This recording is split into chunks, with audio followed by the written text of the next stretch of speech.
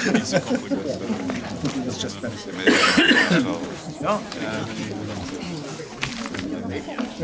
Usually.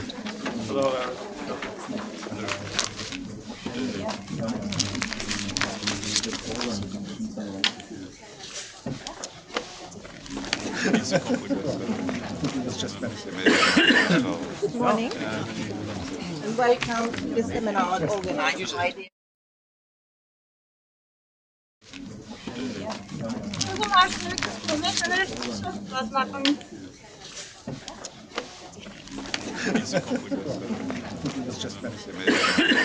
Good morning and welcome to the seminar organized by the busy crowd.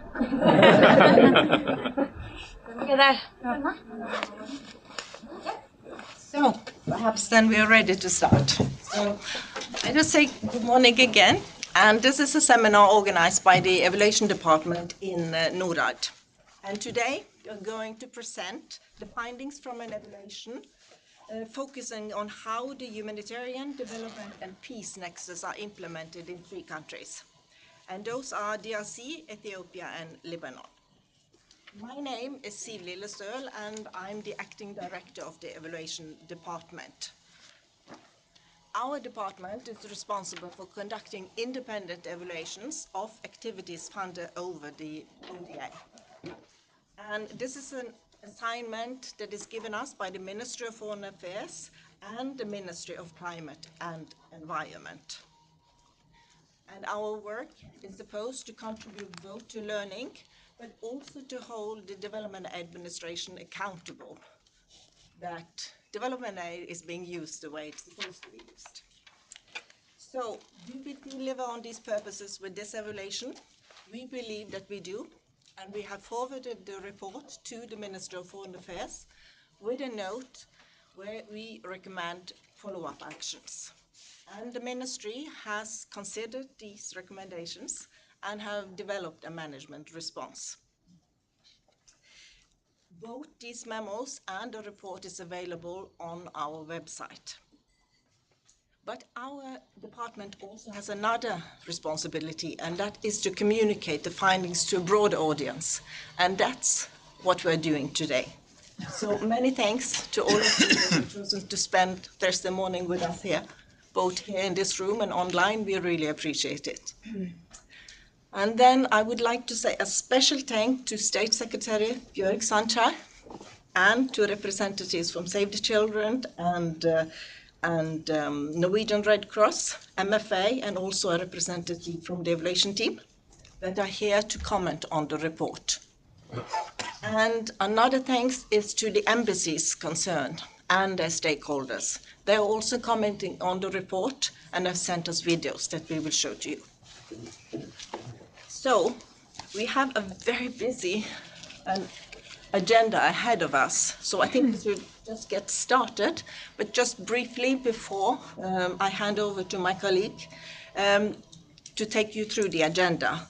So we start with the presentation of evaluation findings and the recommendation. Then we invite the State Secretary to comment on the report.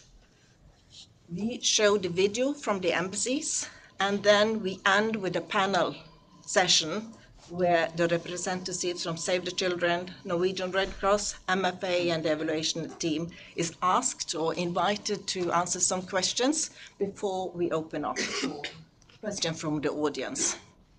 And I'm sorry to say that we are not set up to administer questions from online participants.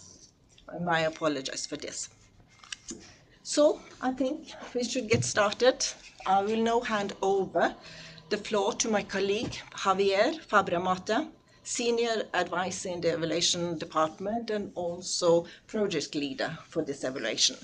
He will present the findings, and then he will be followed by Anita Hasley, also Senior Advisor in the Evaluation Department, who will present the recommendations for follow-up. So, Javier, the floor is yours. Thank you, Siv. And good morning, everybody, those here in the room and following us online. We have all been part of conversations around the nexus. All of us here in the room, all of us, or those of you follow online.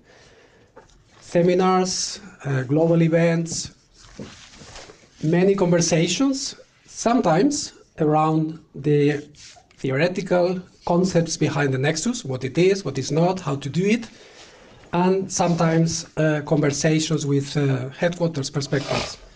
But what about the on-the-ground reality? In this evaluation, the Department for Evaluation in NURAT tried to bridge the gap in our understanding of the nexus, the triple nexus, the humanitarian, development, and peace nexus. To do so, the evaluation focused on Norwegian support to 3 countries, the DRC, Ethiopia, and Lebanon, in a period of time from 2016 to 2021. And all these 3 countries, by the way, they are pilots of the new way of working. Important to remember that. So the evaluation unfolded in 2 phases, from 2022 to 2023, culminating in 5 reports. And those are the reports that you can go and read from our website and download. So the first of these reports, it's a geospatial country analysis.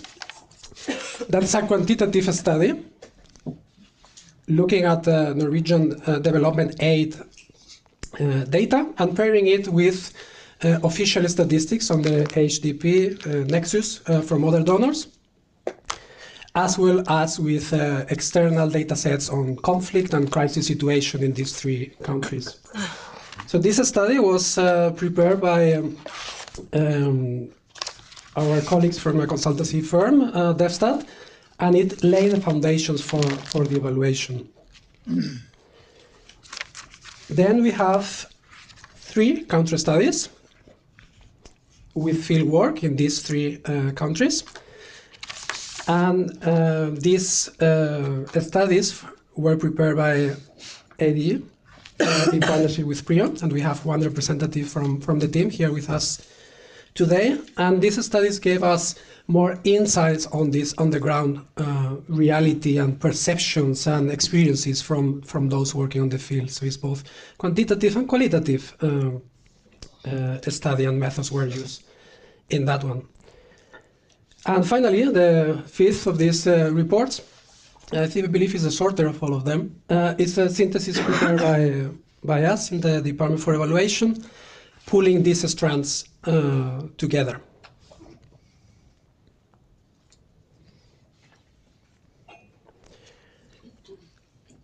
In this evaluation, coherence is understood as the compatibility of humanitarian, development, and peace projects with each other and overall aid objectives. So it includes how these projects support or undermine each other. And diving deeper into the concept of coherence, we work with 2 subtypes of coherence, as you can see here. The first one is implementation coherence, and that's basically a focus on the practical alignment and interaction between these projects on the ground. And it's about ensuring that these projects and this support takes into consideration, are aligned with each other, takes into consideration the context. They are aligned as well in terms of space and time, target the same communities, the same areas, and they address the needs from these communities in a comprehensive way. And then we have policy coherence, which is the consistency between projects and the overarching policy goals and commitments, in this case, the Norwegian commitments. Humanitarian principles, conflict sensitivity, human rights-based approaches. So that's the definition of coherence and how it's being understood in this evaluation. On top of that, one thing important to mention is that when we talk about coherence, sometimes we use three terms interchangeably: coordination, collaboration, and complementarity. In the evaluation, we try to make some, we believe, useful distinctions between these terms. So enough of the evaluation and the approach. Now let's move on to some findings from these countries. And I will underline this point, some findings. Again, 5 reports, many pages, a lot of information, and a lot of findings, and a lot of effort put by the different teams into this report. So we strongly encourage you to go to the website, download the reports, or read them online, and spend some time familiarizing yourselves with them. But here and now, you can see some glimpses of those findings organized by country, and as you can see, touching different elements. So, for example, in the DRC, there is a reference here. One of the findings from the evaluation is that the embassy had limited capacity to work with and within the nexus, and therefore it was quite natural for the embassy to lean on the UN system and to work with UN partners and through nexus platforms in the country. In the case of Ethiopia, active coordination, active participation in coordination forums, flexibility in findings, but maybe not so much clarity around what the nexus actually is. And that's something that we see in other places as well. In the case of Lebanon, and we will be talking more about Lebanon in a minute, we do have peace, but what does it mean, the concept of peace in the nexus? So those are just some flavors of the findings that you will find in this report. And displayed here, you can see the distribution of Norwegian funding to these 3 countries in the previously mentioned time period, plus 2015, to give a little bit of comparison as well.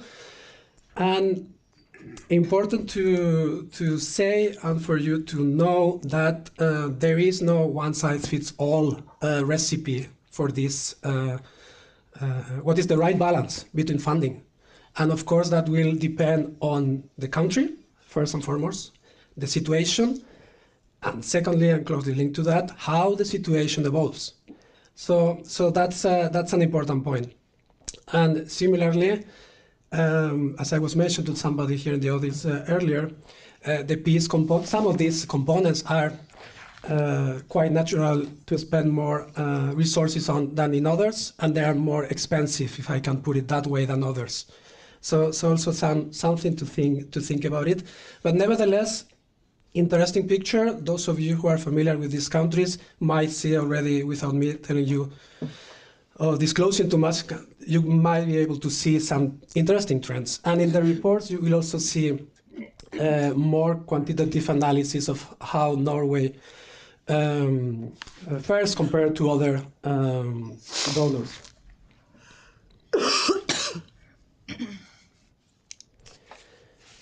So, what do we see across the board when we look at these countries?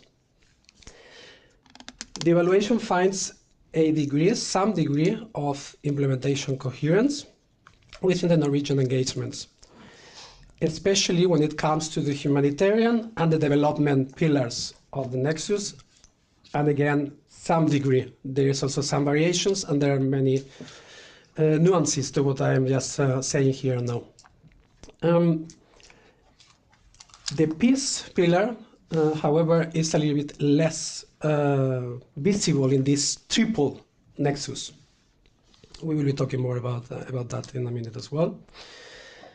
Then, when we look at the policy coherence, and please remember, this was the alignment between what happens on the ground, the projects, and the policy commitments, then that element is weaker than the implementation coherence. There is some unclarity around issues linked to conflict sensitivity, localization, and other elements. And then moving on, limited peace efforts. That's something that we see, and I briefly touch upon, with different interpretations of what peace mean. So that's an important point. And finally, practicing context perspective. So again, it's important to discuss the concepts, it's important to discuss the frameworks, but it's very important, and more important, to situate them in the context of these countries, in the context of what happens on the ground. And there are implications in terms of localization that we see in the report. For example, how localization is being done, locally led development is being done in country A compared to country B, whether local partners are prominent or not in implementing and in being in the driving seat when it comes to humanitarian projects, for example. So there is variation across the board, but again, practice, context, perspective. That's really, really important. Then I will give the word to my colleague, Anita, who will be present the recommendations. Anita?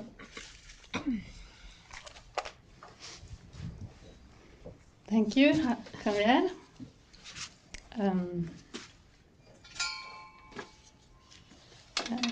Let me just...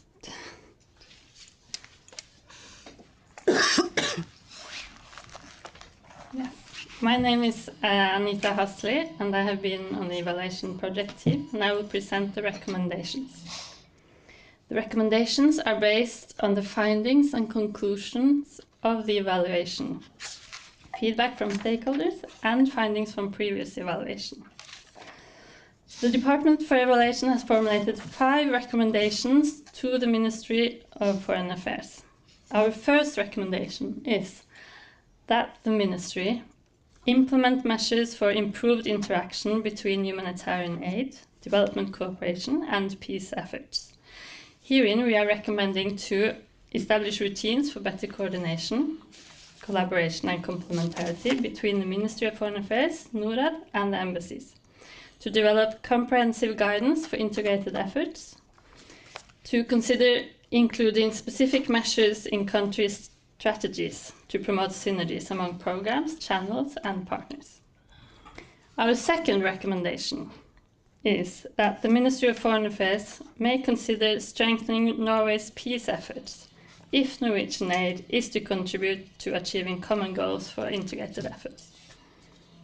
Thirdly, we recommend that the Ministry of Foreign Affairs should facilitate systematic work on conflict sensitivity by both aid management and partners, and this includes basing Norwegian engagement on conflict analysis and include planning for various scenarios in the context.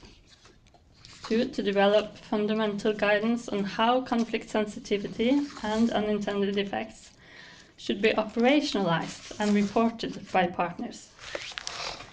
And to impose requirements on partners to use updated conflict analysis and report on how projects have been conflict sensitive, including any unintended effects. Number 4 is that the Ministry of Foreign Affairs should further develop collaboration with local partners to increase the work with local actors as partners, including agreement partners, not only as implementing partners. To clarify how aid administration could share risks with local partners, and to facilitate long-term partnerships. Our fifth and final recommendation is to enhance how the aid administration and partners document and learn from dilemmas and risk assessments. This includes to document how dilemmas and trade-offs are handled, and to document risks assessments and scenario planning, to request documentation of dilemmas from partners, and to facilitate learning between stakeholders and across countries. These are our 5 recommendations, which have been sent to the Ministry through our transmittal memo, which is publicly available on our website together with the report and the Ministry's response to these recommendations. Thank you.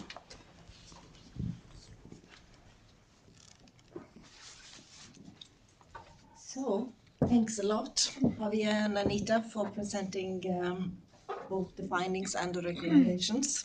And now I am very pleased to invite State Secretary Björk Sancha to comment. The floor is yours. Thank you.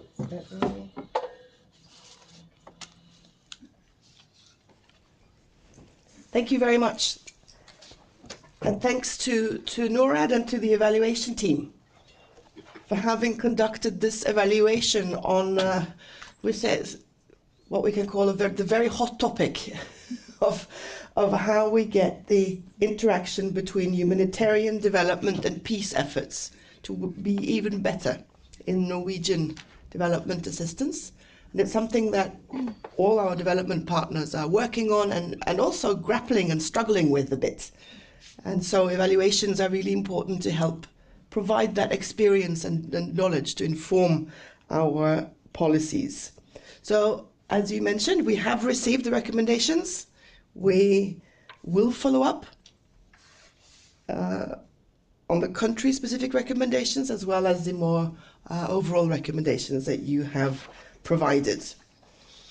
So this is not a new topic, and from the start of the government that I represent, we've had the ambition to see development cooperation, humanitarian assistance, and peace-related efforts in a more interconnected way. So we use the word nexus very often. We could call it holistic approach. We're struggling to find a good term that communicates well with people outside of our bubble. So I noticed that in the evaluation, coherence is used, as well as interaction in the title. All good words that reflect that we are not just talking about coordinating better, but also about how programming, funding, and different modalities can be used in a more coherent way. In the ministry, at least as long as I've been there, we've had an ongoing process to find the best ways to move forward, building, of course, on efforts that took place before. I'm not going to pretend it started with us, but we have reinforced the efforts to try to really resolve what the nexus, or whatever we call it, means. And more than anything, that is a question of identifying where the obstacles are, and of course trying to find solutions. NORAD has been going through a very similar process, and the analytic contributions from NORAD have been very useful in the ministry as well. So we've had meetings with civil society organizations and got valuable input there and valuable advice, again, on how we can contribute to more coherence generally, and not least at the country level. So we have really looked forward to the results of this evaluation being launched today. The study focuses, as we've seen, on DR Congo, on Ethiopia, and on Lebanon. And it provides important insights on how the interaction, again, between humanitarian, peace, and development efforts play out in what are really three quite different contexts. And not surprisingly, we do see variations across countries, but we also see that there are some commonalities that we also had presented earlier this morning. I think the overall recommendations from the evaluation are largely recognizable. Some are similar to conclusions from other evaluations related to the need to develop better routines, clearer and more uniform guidelines, and to enhance documentation. In many ways, that praise, in a way, or the positive outcomes, is the flip side of the criticism. Because we do want to be a flexible donor, to let partners adapt their efforts to local circumstances and changing needs. So that may come at the expense of more requirements and uniform guidelines. So, and as I'm sure everyone in this room, or many people in this room, have experience of grappling with, some of the challenge here is that for us to find that right balance between requirements and clear guidelines and the necessary flexibility to be able to address relevant situations and different situations. There are several recommendations on documentation of risk assessments, scenario planning, and dilemmas. Now, risk assessments are already part of the decision-making process for funding, and we need to be careful not to overburden our own system as well as systems of our partners. At the same time, we believe it's possible to enhance learning on dilemmas in our partner dialogues. If you've been involved in this for a while, we know that the nexus or coherence between humanitarian and long-term development is something that we've worked to develop and figure out for quite a long time. And we have some knowledge on that. But the peace component of the nexus needs further strengthening. I mean, all of it does, but we see that it's the peace component that maybe poses some of the largest challenges. And the report really brings that out as well, that we need to strengthen the peace pillar of the nexus. So Norway has had and will continue to have a considerable peace and reconciliation portfolio. And many of you will know that we are working on an updated humanitarian strategy that will be launched later this spring. I'm sure many of you have been involved in providing inputs, and which has been very valuable in the development of the strategy. And in that strategy, we intend to strengthen the coherence between humanitarian efforts and peace. But we also need to strengthen conflict analysis in the Foreign Service, and we do aim at raising awareness and improving training on this. So one recommendation that I'm happy to say that we have already followed up is a guidance note for a comprehensive approach to humanitarian development and peace efforts. So this is veileder in Norwegian. There is an English version as well. So guidance notes that has been developed and provided to all our embassies, seeking to be very practical, provide very practical guidance on how you can go about doing this when you are out there trying to figure out how to do this in the best possible way. It's also available, if you'd like to have a look at it, it's available on the Norwegian government's website in both the English and Norwegian versions. And we expect it to be used in relevant countries and in thematic efforts. And that guidance note will also inform our work in the governing bodies of multilateral organizations, as well as serve as a basis for policies and strategies. And finally, also, as people in this room and probably online are also very well aware, one important change that we are making in our own setup is to transfer the grant management of the humanitarian budget from the Ministry of Foreign Affairs to NORAD.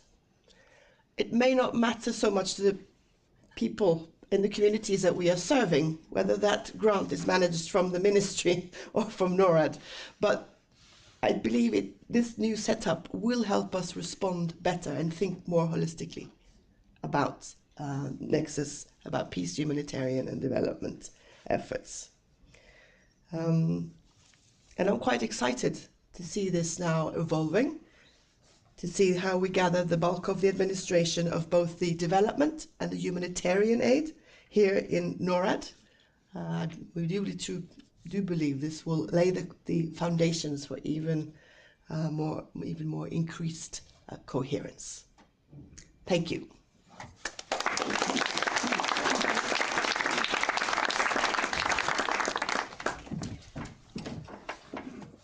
Thank you for a very good reflection, both on the topic and also on the recommendation. So I think that the division of work between us work. We are supposed to do the conduct independent evaluations and provide recommendation, and then the ministry need to have a closer look at these recommendations to see which is possible to follow up or not all recommendation can be followed up for various reasons. Maybe they don't work. So I think this is really good reflections around these. So thank you very much.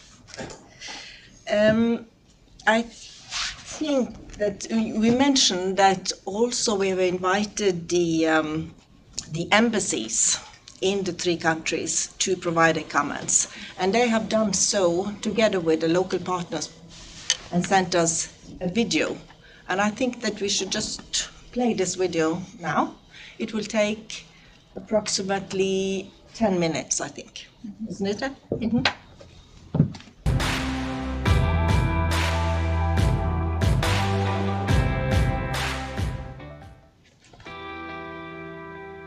The Norwegian Embassy in Kinshasa sends their best regards and thanks to the Department of Evaluation in NORAD for a very interesting report on the interaction between the Norwegian humanitarian aid, development cooperation and peace efforts in the Democratic Republic of Congo. The report will be very useful for the embassy's work forward, and conclusions and recommendations will be shared and discussed in the local Nexus donor group where Norway is a member. In DRC, Norway is an appreciated partner with its flexible funding. The Embassy has taken note of the recommendation in the report to continue with its flexible funding in order to continue leveraging Norway's ability to be crisis responsive. Funding flexibility allows Nexus partner agencies to target the rising needs quickly, often where few other donors invest, specifically on transitions between humanitarian and development projects. We will continue to coordinate this approach with key resilience and HDP donors in the country. The Embassy has further taken note of the recommendation to continue providing flexible multi-year funding for UN-led HDP Nexus programs with solid track records such as resilience programs in Kasai and Tanganyika. The Nexus approach in the DRC has been focusing on 3 pilot provinces, Kasai, Kasai Central and Tanganyika. This choice was made following the announcement of the gradual withdrawal of the UN peacekeeping forces from these provinces, which highlighted the need for multi-stakeholder and multi-sector coordination to maintain stability and to continue to effectively address humanitarian and development needs in this area. In these pilot provinces, donors has collaborated with relevant stakeholders at all levels to analyze and address the root causes of food insecurity and nutrition problems, which is one of the 4 outcome areas identified within the Triple Nexus approach in DRC. The Joint Resilience Program in these provinces, funded by Norway and Sweden and implemented by World Food Programme, FAO, UNICEF, the DRC government and NGOs, aims to improve food and nutritional security and strengthen resilience of local communities. The program promotes the links between humanitarian development and peace using the Triple Nexus approach. Interventions simultaneously address immediate needs and reduce medium and long-term needs through interventions such as support for agricultural production, support to post-harvest management and marketing, women's empowerment, promotion of social cohesion, promotion of nutritional practices. These joint efforts, combined with those of the provincial authorities and other humanitarian actors, has contributed to enhance the security situation and reducing household level of stress for accessing food. To conclude, Nexus is not a miracle solution, but rather the assertion that through coordination and collective responsibility, we can effectively respond to crises by tackling their underlying causes and the factors that keeps them going.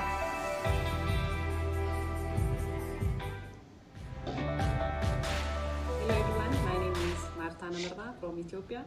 I am the Executive Director of Women Empowerment Action, a feminist women's rights organization. We have been partnering with the Development Fund in Norway since 2008, jointly intervening in the post-development and humanitarian response program. We were jointly proactive in promoting natural resource management. We were transforming social norms highly restrictive of gender equality and empowerment of women and girls. We were also working towards improving development access for people who face multiple forms of discrimination through promoting an inclusive approach that ensure no one is left behind. We collaborated with Development Fund Norway to create an accessing program which links humanitarian development and peace in response to the huge humanitarian crisis that occurred in Ethiopia. So this nexusing project implemented in Ethiopia between 2021 to 2023, and the program was really unique in its design, responding to the crisis and building the community resilience that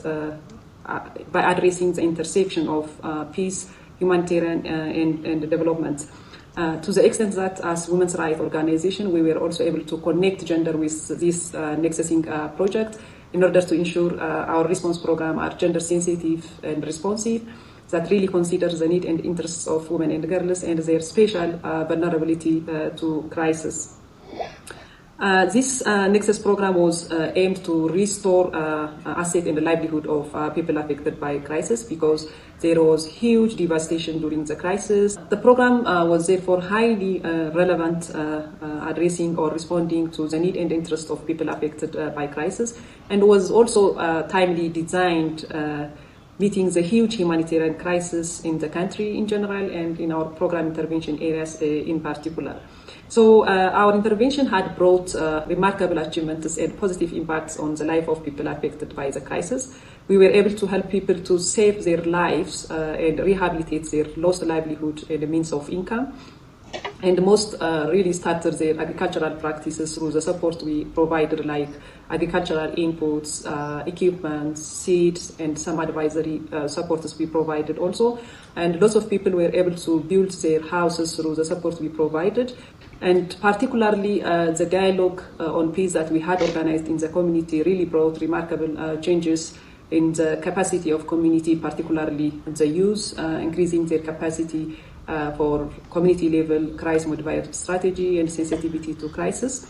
And the program had also an intended positive impact on the mental health of people affected by the crisis, because most of the people was traumatized, having seen all those crises, loss of life, damage on livelihood and the means of income.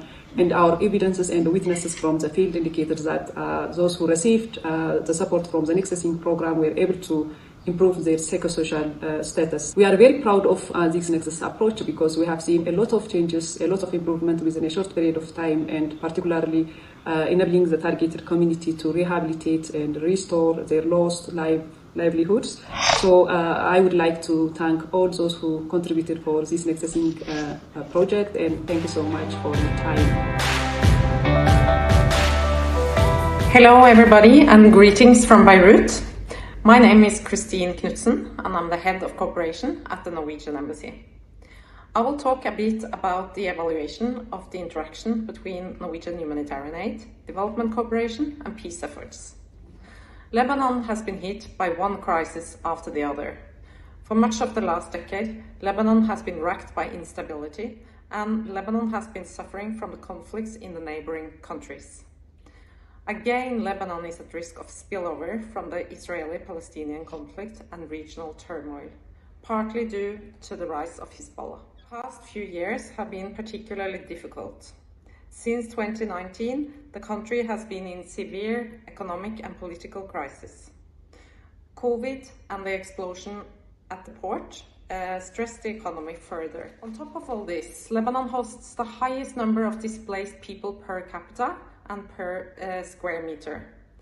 Lebanon is a small country with around 5 million Lebanese, but in addition to this, it has 1.5 million displaced Syrians and around 200,000 stateless Palestinians within its borders. The displaced Syrians is one of the major issues on the political scene in Lebanon. The political parties disagree on a lot of issues, but the Syrian refugee crisis is something they all agree on. The Syrians in Lebanon are used as a scapegoat of the malfunctioning Lebanese government. The embassy is very happy that Lebanon was chosen as one of 3 countries for this evaluation. Overall, the interaction between the humanitarian aid, development cooperation, and peace efforts have been pretty good for the Norwegian interventions in Lebanon. The contributions from Norway are acknowledged to be flexible and aligned with the situation on the ground.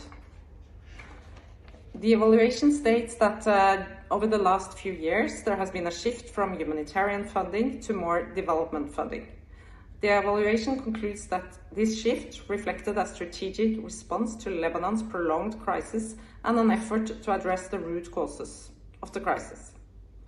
However, the main finding of the evaluation is how the concept of peace is being used. To treat peace as an independent pillar was considered by those interviewed as not fully representative of how peace interventions are generally understood in this context. Hence, the geospatial analysis did not provide a complete and accurate picture of the extent to which Norway supports peace efforts within its country portfolio. In the mentioned analysis, peace was treated as an independent pillar, primarily identifying standalone peace projects such as support for structured dialogues to address causes of tension. In practice, agreement and implementing partners understood and operationalized peace in a broader sense, encompassing elements such as social cohesion and lowering tensions, in addition to more formal peace building and conflict transformation components. Peace building in a broader sense, particularly conflict sensitivity, is a cross-cutting for all Norwegian interventions in Lebanon. Stabilization and decreasing tensions between Lebanese and Syrians are drivers for Norwegian interventions. Thank you.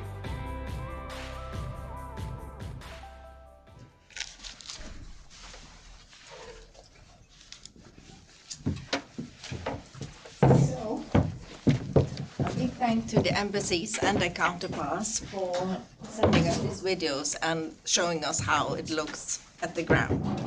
Complex. I think that's the word that would cover it. Now we enter into the last session of this seminar, and that's the session where we hope to have a little bit more interaction. So to help us to facilitate this session, I'm very happy to give the floor to Annette Wilhelmsen. She's a former colleague in the evaluation department. She's moved on now, but she was very active in the beginning of this evaluation, or the startup. So over to you, Annette. Thank you, Siv, and congratulations on a very good and comprehensive evaluation of a very complex topic. I will just get right into it and present and invite the four panelists to get on the stage. Martine van der Velde was part of the evaluation, and she was responsible for the Lebanon country study. She has extensive experience in evaluating humanitarian development and peace-building programs in conflict-affected regions. Notably, she has evaluated strategies for the World Food Programme, the European Union, and the Belgian government, as well as Switzerland's regional strategy in the Middle East. Martine played a key role in evaluating the Belgian government's global humanitarian strategy. Welcome. Anne Stuart Pedersen is Director of the Department for Programme Quality and Impact at Save the Children Norway, where she has worked for the past 15 years. Prior to joining Save the Children, Anne worked in humanitarian logistics at the Norwegian Red Cross. And then we have Jakob Røting. He is head of operations at Norwegian Red Cross. His background is from research and humanitarian work with a focus on peace building and protection of civilians. And finally, we welcome Hilde Salvesen. She is policy director at the section for humanitarian affairs in the Norwegian Ministry of Foreign Affairs. She is focal point for OCHA and the country-based pooled funds, and has thematic responsibility for the comprehensive approach, the nexus, humanitarian research and analysis, and the humanitarian system. She was part of the Norwegian facilitation team to the peace process in Colombia and has been director of the international department at the Norwegian Center for Human Rights. So we are very delighted to welcome all of you to this panel discussion. And we have two overall questions, which each panelist will respond to. The first one is, what are the obstacles and opportunities for Norway to achieve a coherent approach in countries? The second question is, what are the possibilities for further integration of the peace pillar of the triple nexus? So we will start with the first one, and each will respond to the question from their perspective. And please also feel free to comment on each other's responses. So we will start with Martine and question number 1. Since you have seen concrete examples in Lebanon in the country study, could you please elaborate a little bit on what challenges and opportunities Norway faces in implementing an integrated nexus approach in Lebanon? Thank you. Good morning, everyone. I hope I'm not going to repeat everything that was just mentioned by the embassy in Lebanon, because it sounded very familiar to what I have here on paper. But just to highlight that Lebanon is a country with a long history of Palestinian refugees, Palestinian displacement, and Syrian refugee presence. It's also a country that is confronted with a deep poverty crisis and internal divides, and in addition with continued conflict at its southern border with Israel. And what we could really see in Lebanon is a very fragile context with increased tensions at community level. What we also noticed is that the concept of nexus is not new in Lebanon. It's very part of the jargon of the development and humanitarian actors. And in fact, what we realized and experienced through community consultations, people themselves, they know what nexus is, even if they don't call it nexus.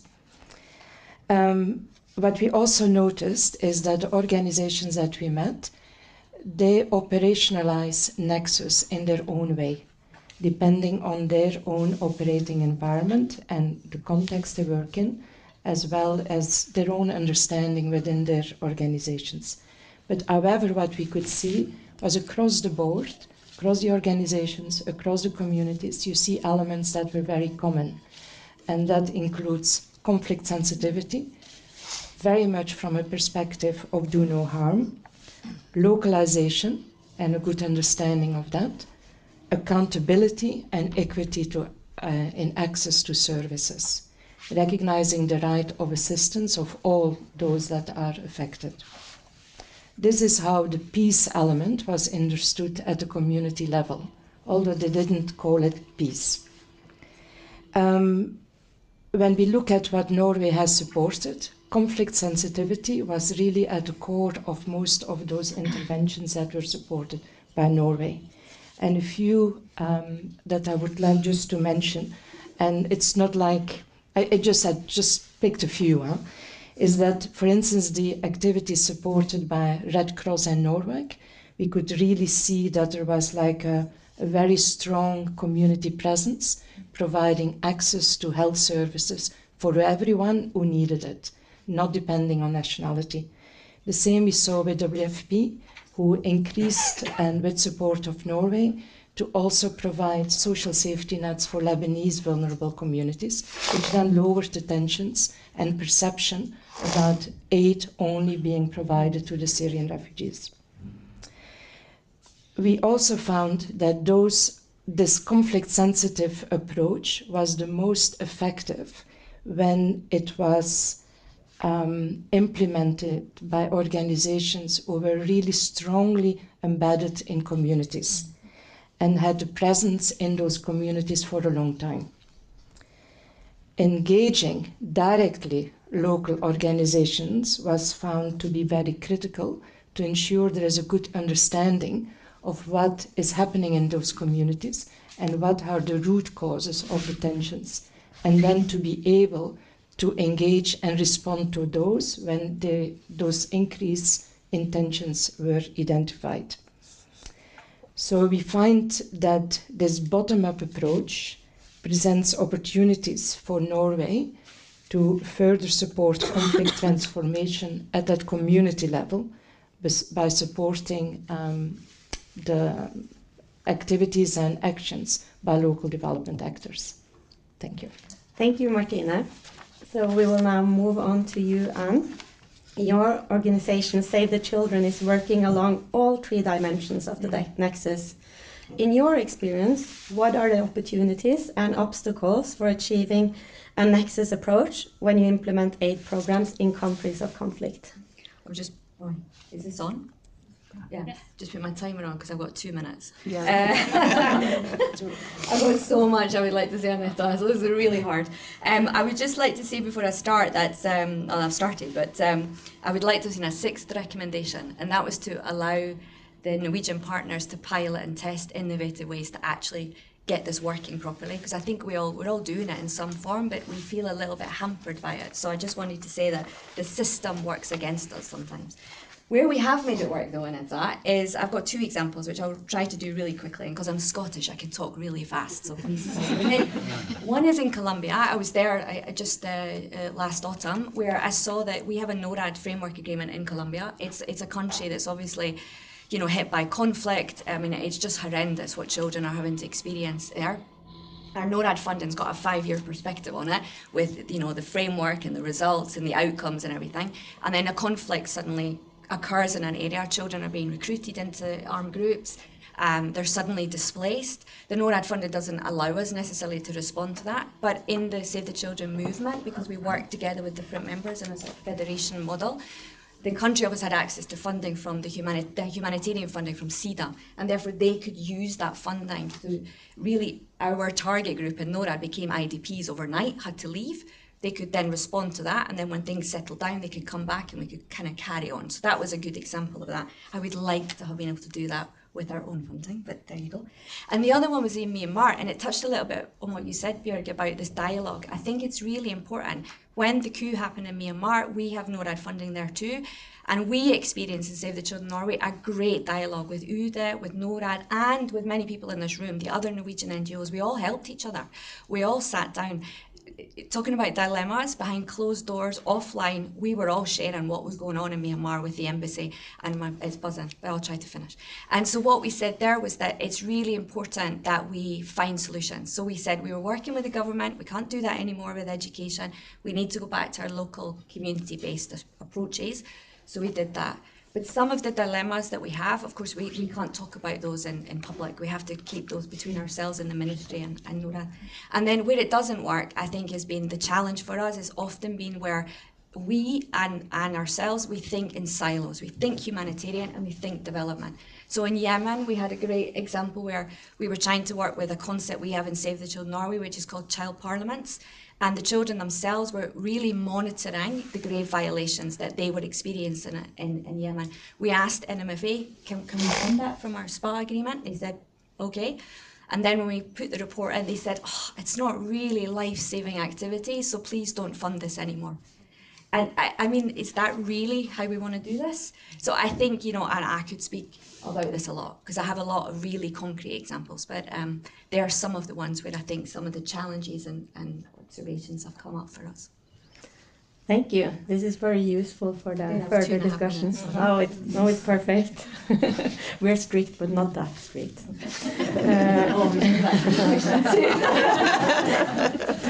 Jakob, so now we would like to hear from your experience and focus a little bit more on the humanitarian principles and the nexus. So what do you see as the challenges involved in adhering to humanitarian principles when working in conflict-affected countries? How does this impact collaborations with various actors, including central and local authorities, armed groups, and NGOs? Thank you. Let me see. Is this on now? No. Is it on now? Yeah. Very good. So I will try. It's I will try to just very briefly say something about Red Cross, Red Crescent as a background, and then I will try to use some examples from known conflicts, but there could be many other countries mentioned too. So first here is this idea of short-term, long-term. So Red Cross is known for its working method, right? The working method are the humanitarian principles that we share with many others, and that's our superpower. It allows us to work many times where it's very difficult to work in armed conflict.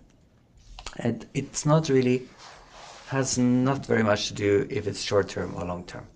Okay, the Red Cross is better described actually for its permanent long-term presence. Nearly every country in the world, there are more than 100,000 local branches, and we have 191 Red Cross, Red Crescent national societies in the world. And they are, many of them, as old as their countries. And they're part of the state building project, and they evolve along the state building project and mirror some of the challenges that the states they're embedded within. That is really important to understand. We're 150 years old here in Norway, and we have evolved with the Norwegian state building project.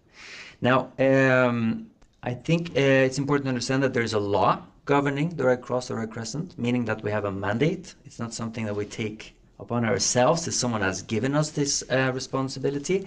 And most of the time, it relates to providing emergency medical services, assisting the state in preparing for and respond to emergencies and disasters, providing blood management services, and also clinical health services. Most of the time, outside of emergencies, our capacities and resources, such as hospitals, clinics, ambulances, generate income to fund volunteer-based activity. This is the case, for example, in Israel with Magen David Adom, or in Palestine with the Palestine Red Crescent. They have hospitals and clinics and blood banks that generate income in normal times.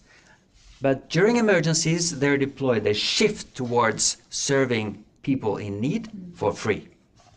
Right? That's our working modality, from the permanent work to emergencies. This allows us to do that. It allows us to be ready to provide these services. We work all the time and permanently with the most important development actor, which is the state. Local level, province level, and national level. So, conflicts and dilemmas. First, I think I wanted to highlight that the time line, which often is associated with this idea of humanitarian development, doesn't really frame the dilemmas that we see when it comes to the humanitarian principles. That is not really important. What is important is how the different authorities and armed actors exercise influence and power over those of us who aim to assist people in need. That's really what matters. First, I wanted to highlight the conflict sensitivity and the neutrality trap. That is so that the conflict sensitivity really is about understanding the conflict dynamics. And if you don't understand it well, you cannot be neutral.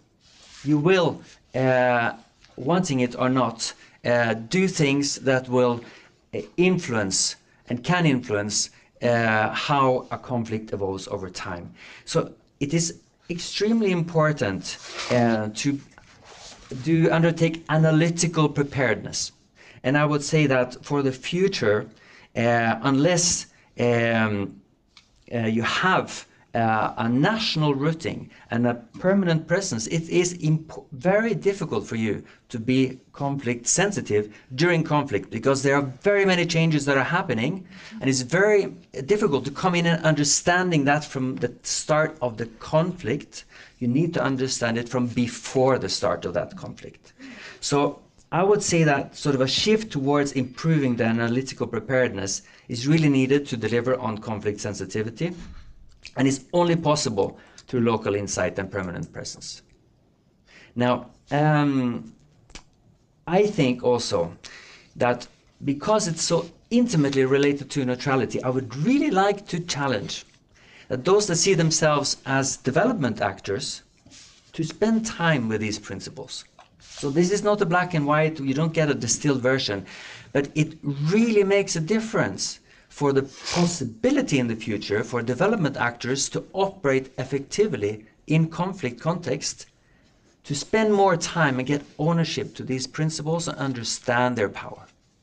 So that's a challenge to sort of the development brothers and sisters in the room. Now, the impartiality trap. What is that? It's impartiality trap relates to how governments exercise their influence so that we deliver assistance to some and not to others, according to their political interest. It happens all the time. It's a continuous fight for us. It's also related to how actors that come in abruptly with a lot of financial resources, with their own plans, try to influence how the Red Cross or Red Crescent in the country change their priorities. I would say that it's a big issue with the national authorities, but it's also a big issue with us. We come in with some ideas and we pay to have it our way. And I would really like us to be a bit more humble when it comes to this. There is a space to influence national authorities if we stand together, all of us.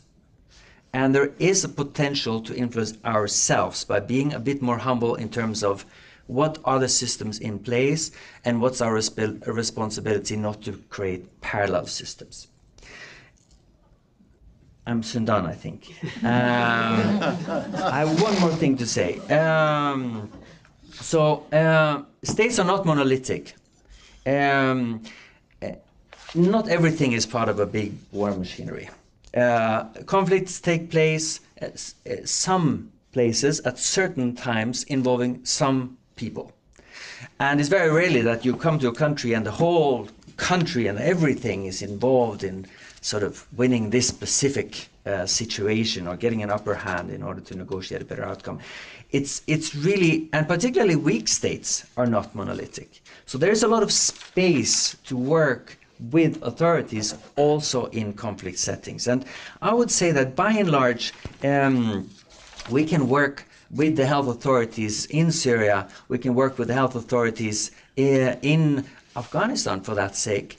And it's possible to do that during conflict in a way so that both the state enterprise and we as complementing and supporting actors can deliver to people in need. And I think that when this happens, we see that humanitarians perhaps take a bigger role. And for example, if you look at Syrian Red Crescent took on water because the water board there collapsed during the conflict, but it didn't need to be us. I think that if development actors had a better and closer and more intimate relationship to how to act in conflict, with this superpower of the humanitarian principles, they could do it. So there is a potential there to work across this idea of humanitarian development. Okay, thanks. Thank you. So you now spent all your time for the next question. I have nothing to say about peace anyway. So some challenges from Jakob to all of us there. So finally, Hilde, you have seen this from the donor and Norwegian system side. What challenges and prospects does Norway face in implementing an integrated nexus approach within countries, particularly in light of escalating global humanitarian crisis and reduced financial resources? Thank you, Annette. Yeah, I really want to start a bit on the global level, because what we witness today is really that, you know, the humanitarian funding is actually decreasing now. It has been increasing for some years, but the gap is, of course, increasing even more between humanitarian needs and funding available. And so this year, for this year's humanitarian response plans, last year's response plans were only 1/3 covered worldwide. So OCHA took on the task to really prioritize and to what they called a boundary setting. And what does that mean in practice? In many settings, that means that the typical nexus activities would not be prioritized. And that's a huge challenge. And I would say that then the nexus approach is more important than ever, because we really need to find solutions and to see where other actors could come in to really identify more durable solutions. But I see also that the problem is when in cases, in countries where the humanitarian assistance becomes the only game in town, it's the only way to engage. And that's the case with the increasingly so-called estranged settings, countries where it is not politically possible nor desirable to work with the authorities. And it is also very often sanctions regimes in place. And so it leaves it to the humanitarians. And those are the contexts of Syria, as you mentioned, Yemen, Myanmar, Niger, and of course also Afghanistan. So then to see where we can find opportunities. You mentioned Syria. I think it's there a challenge for the humanitarians to work in a way that could possibly reduce vulnerabilities in the long term. And the ICRC example and SARC working on improving water systems instead of water trucking is a very good example. And also we could see in the Norwegian system, in cases where the humanitarian support is reduced, is it possible to have another angle on the development funding, for instance, in Moldova now, where the humanitarian funds are being reduced? I think, there are some possibilities there. And I also believe that there are several thematic areas where we do have good synergies already. And examples are for food security against hunger, where WFP was mentioned, and also where it is possible to act ahead of crisis, the so-called anticipatory action, which really rests well both within the humanitarian and the development side of the system. So I think I will leave it at that at this first round. Thank you. Perfect. So we'll now move on to the second question, and after that we'll try to have a round of questions from the audience, so you can try to think about some very specific, concrete questions that you have for the panel. So we'll go back to Martine. What you see from the evaluation side are the possibilities for further integration of the peace pillar of the triple nexus? Thank you. I continue staying a little bit with I forgot to put this on. Is that better? Yeah. So I continue staying a little bit with Lebanon case study, but reflecting as well on the other countries. I mentioned that earlier. What was really interesting and quite sometimes led to funny moments when we did the community consultations was that people didn't like to talk about peace because that was really the broader conflict, but they really reflected on their own conflicts and dynamics in their own communities, because for them peace was linked to the broader conflicts in the region. And so if you look at Lebanon, we concluded that, okay, you have these high-level peace negotiations that are needed, but within this very fragile context, there are possibilities to support peace through humanitarian and development aid. And so what are the possibilities for Norway in this regard? First is that Norway must maintain and increase its funding flexibility to allow organizations to adapt to community needs and to address the causes of the tensions. Interesting to note what was said earlier about that humanitarian is now moved to NORAD. I've seen this also with Switzerland when I did some work with them, and it does enable having these linkages between humanitarian and development from the donor. Norway should move quicker to support funding for activities with a longer lifespan where appropriate, looking for durable solutions. And this will, in our view, enable organizations to more address root causes and underlying conflict dynamics. And I see too often in evaluations, I do a lot of evaluations in humanitarian assistance in a protracted crisis. And what I each time see, like for instance, in the case of WFP or other humanitarian organizations working in Syria or working in other humanitarian contexts, humanitarian funding dries up, and then the discussion starts about how are we going to transition? And my question is always, why didn't you think about that 5-6 years ago? Why now when the funding is reduced? But they are always confronted with the priorities of donors. And that brings me to the second point, and it was less so for Norway, but it's this strict distinction that is made by donors between humanitarian and development. And it was mentioned earlier, people in communities, they don't care if the money is humanitarian or development. Their problems need to be addressed. And so having this discussion about, is this humanitarian, or we are not funding this activity, and it sometimes can lead to really very ridiculous situations, because, like, for instance, water pipes are supported with humanitarian funding but are not connected to the local infrastructure, because that is not a humanitarian activity and needs to come from development funding. I've seen it with my own eyes. It was not linked to Norway, by the way. As a third and last point, Norway is an important donor to various organizations, and we think Norway should continue to use its leverage to support synergies and complementarity. But it also should support that joint understanding of conflict sensitivity and localization across its interventions, especially that last point of localization, very close to my heart.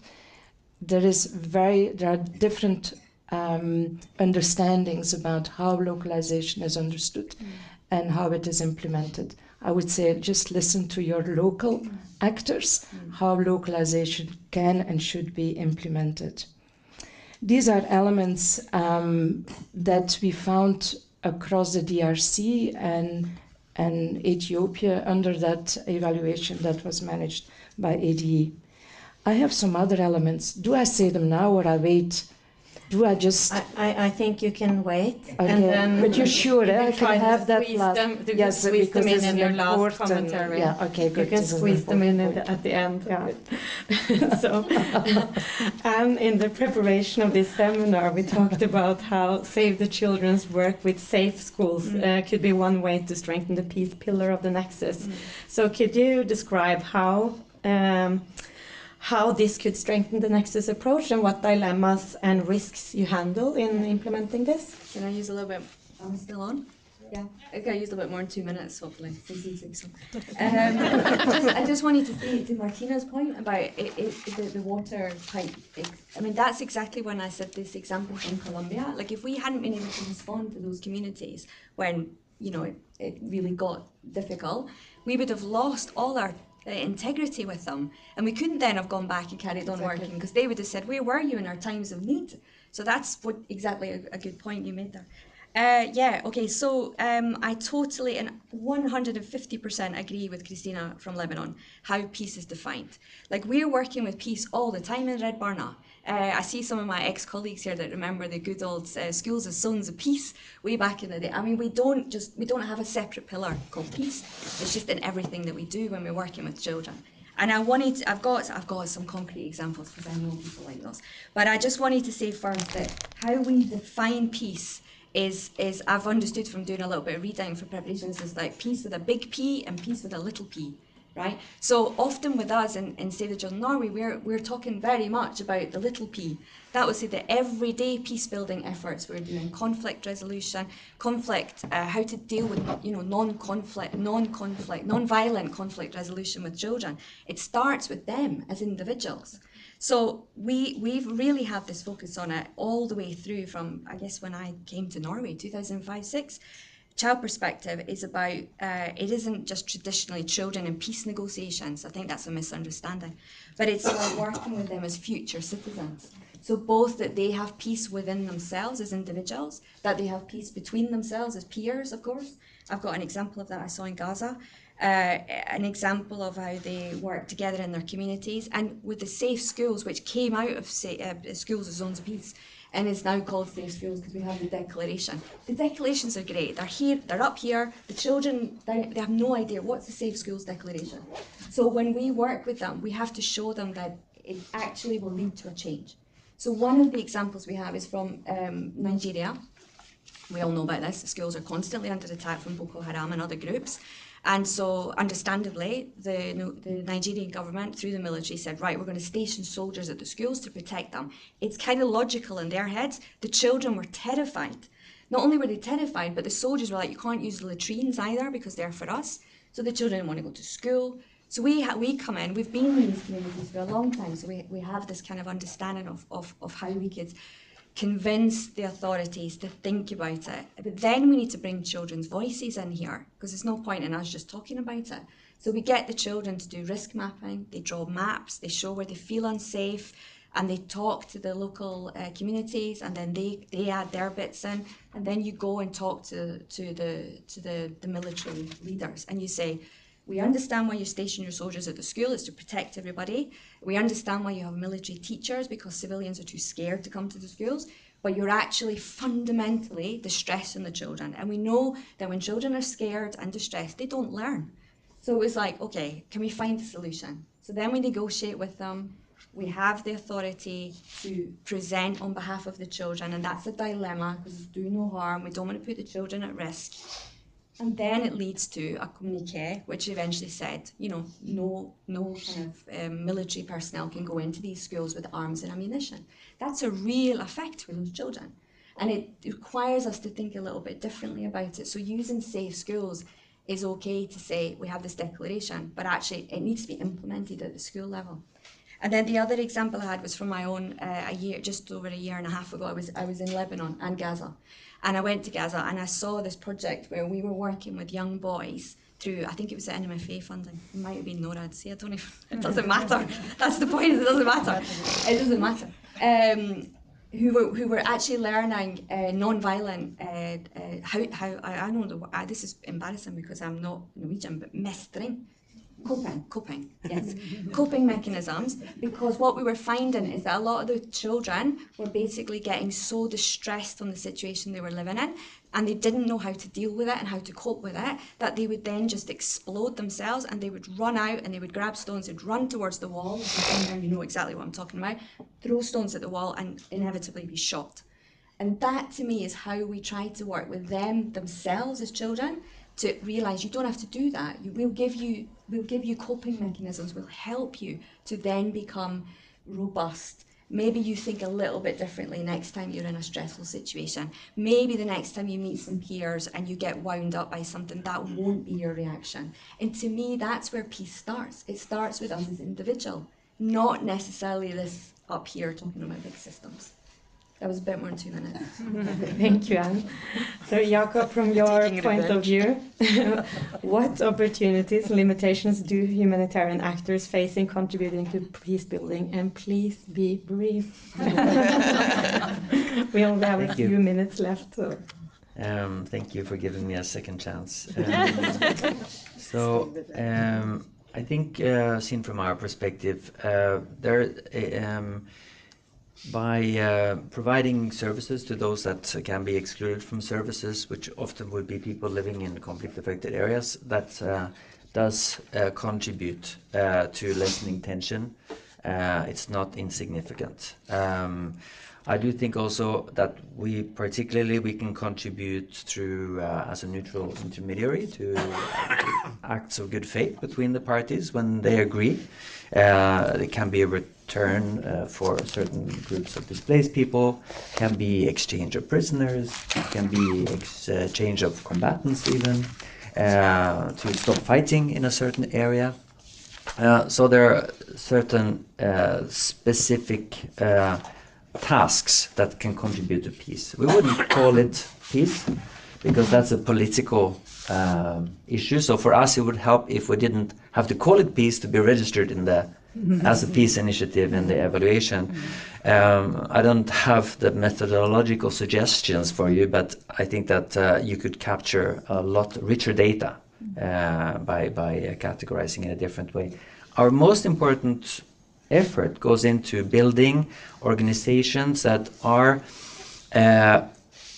unified and inclusive for everyone in polarized societies. Most conflict countries, they are polarized and divided and fragmented, and the Red Cross or Red Crescent can only be one in each country, covering all different confessional, ethnic and other divides. And that is something that we work on all the time, because it is something that is needed in order to be independent and to act in impartiality. Now, that is under tremendous pressure. If you look at Gaza, for example, we have worked on it since 2007, super hard. And I would say successfully in keeping one Palestine Red Crescent, despite the different territories. Now, again, it's under pressure, and even more pressure now when there is an escalation. And we see that affecting our ability to maintain unity. Like, for example, we've seen in Ukraine, in occupied territories, very difficult to keep unity. We saw it in parts of Syria, as there are different actors taking control and exercising influence during the different phases of the war. Very challenging, but that's our main contribution to peace. Thank you. So Hilde, do you see any possibilities to integrate the peace pillar in the Nexus? Yeah, of course I do. And as several also have commented, and also our colleague from Lebanon, it is already happening, and that's important, although it is not necessarily documented as such in the system. So as you have all alluded to, the humanitarian crisis, of course, to a large extent takes place, are happening in states and local communities in conflict, and this really stresses the need for conflict resolution and so on in parallel with humanitarian efforts in these settings. I would see from also the humanitarian side that I work on that we could increase our efforts to contribute to peace ourselves, but also to identify opportunities to work in greater complementarity with peace actors without compromising the humanitarian principles, of course. To the first, to increase our efforts that contribute to peace. For instance, promoting compliance with IHL, as I thought you would mention, as a core task of the Red Cross movement, as a way to reduce human suffering and to also lay the foundations for durable peace. Lack of protection of civilians cause enormous suffering and risk undermining the confidence and the base for lasting and sustainable peace. So I think many partners are, of course, doing this. ICRC is a case in point. Also, Geneva Call is an important partner to us. And then also humanitarian partners, as we have also discussed earlier. There was an evaluation last year of WFP and their contribution to peace. And one of the main findings was that they actually, by being there, reduced conflict by reducing food insecurity. And also, they had a particularly important role when they provided a space where population groups that were in conflict could interact. So, I mean, that's a very concrete example of how it could be done. One recommendation was then, of course, to have a more conflict-sensitive approach throughout the organization, as was the same for us in this evaluation. So that's interesting to note. When it comes to identifying opportunities, I think one example is a more proactive protection, to have focus on that. We need to look at civilians' agency and strategies to protect themselves, and including through engaging with armed actors to reduce threats. And humanitarian actors could, to a larger extent, seek to proactively reduce threats of violence and coercion. And also peace actors are already, of course, doing that, but not always through a protection lens. So I think there is a very good possibility for a greater interaction there. I think I will leave it at that. Thank you. So as we are running out of time, I think we'll do it like this. So we'll collect a maximum of 3 questions. Please be brief. State your name, your affiliation, and to whom you address your question. And then I'll give each of you 1 minute each to address the question that you are asked, and whatever else you need to squeeze in at the end. Yeah, I think there are people with microphones around. Just a minute.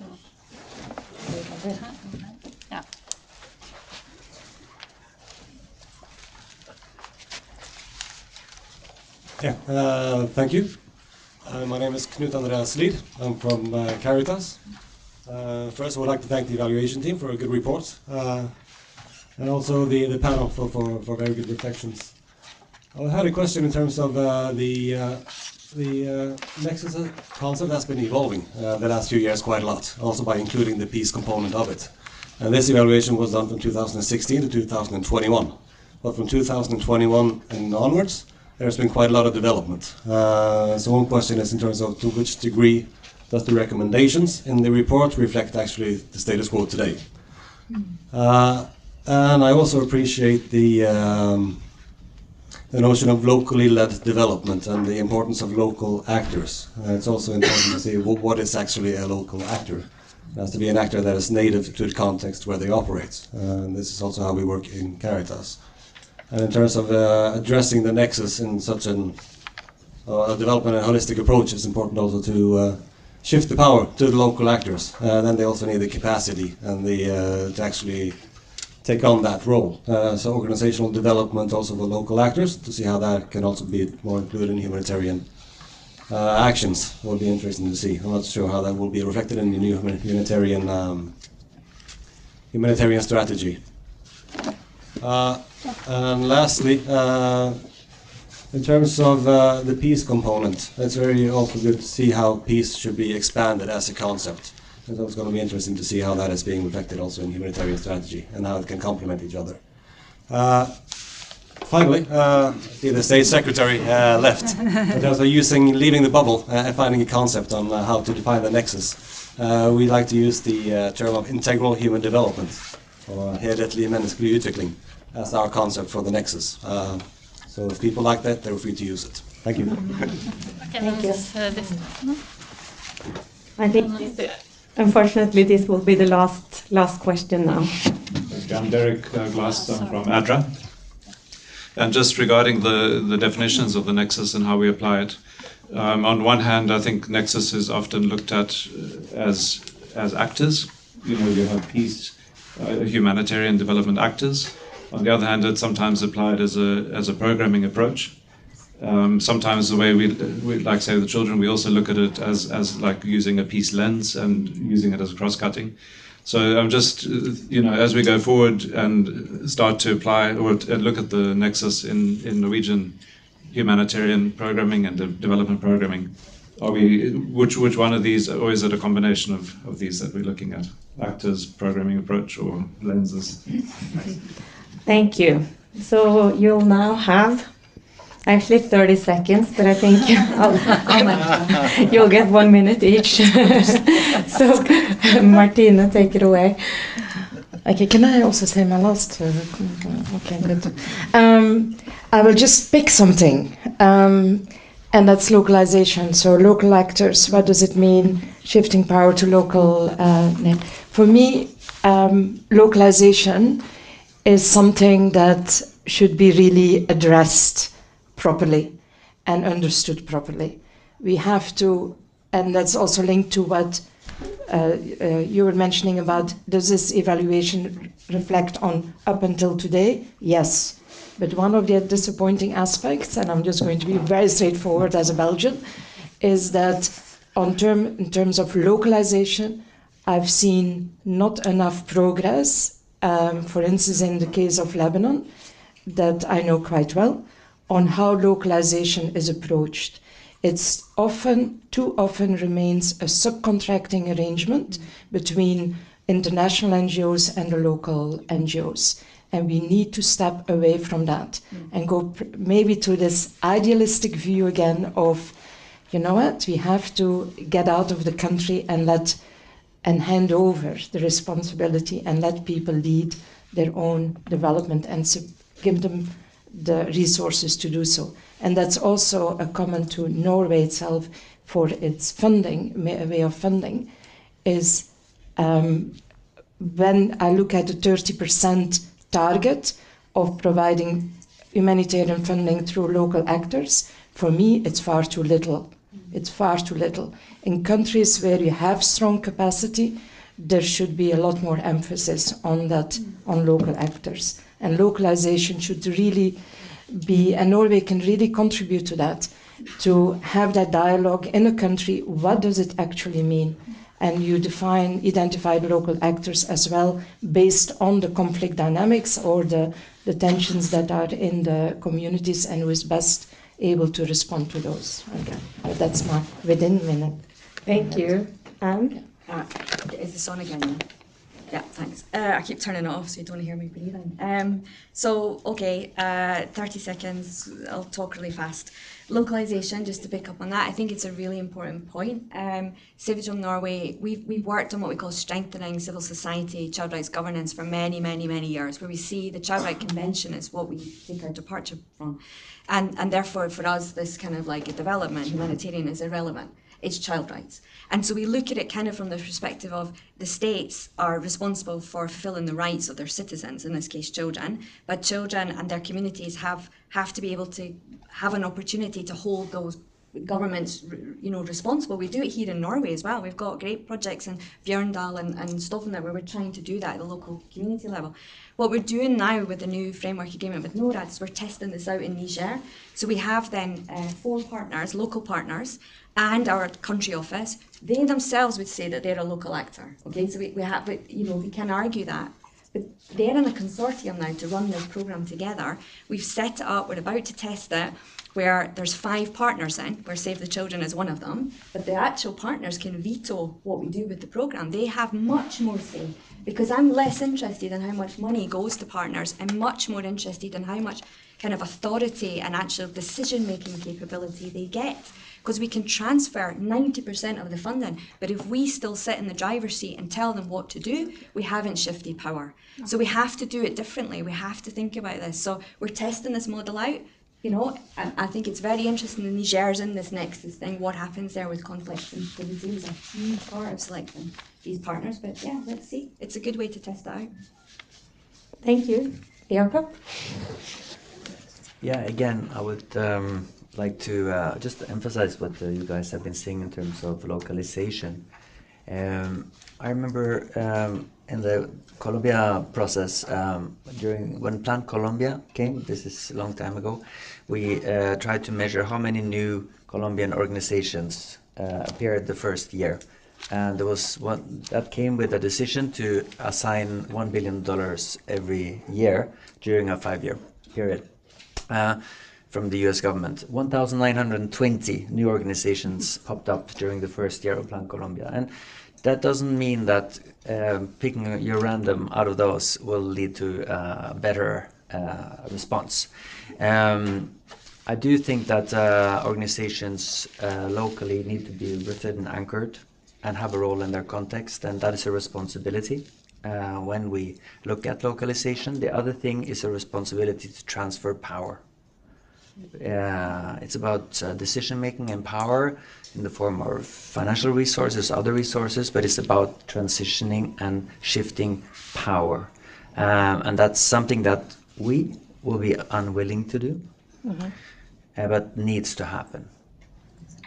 Thank you. So Hilda, any final reflections from your side? Yeah, thank you so much.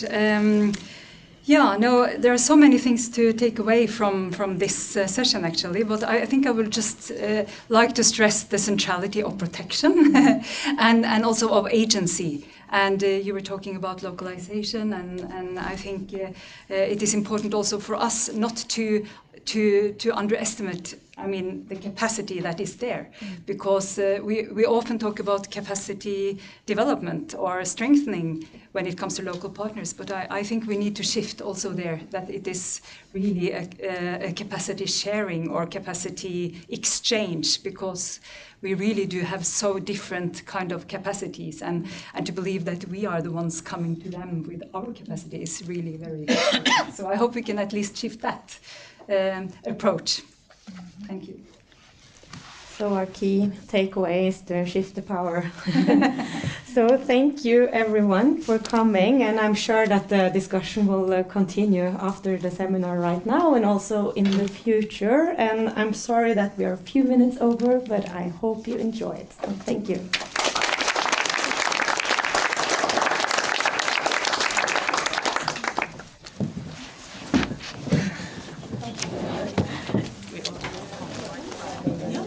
Thank you. Nesten. Ja, det. Så jeg sa til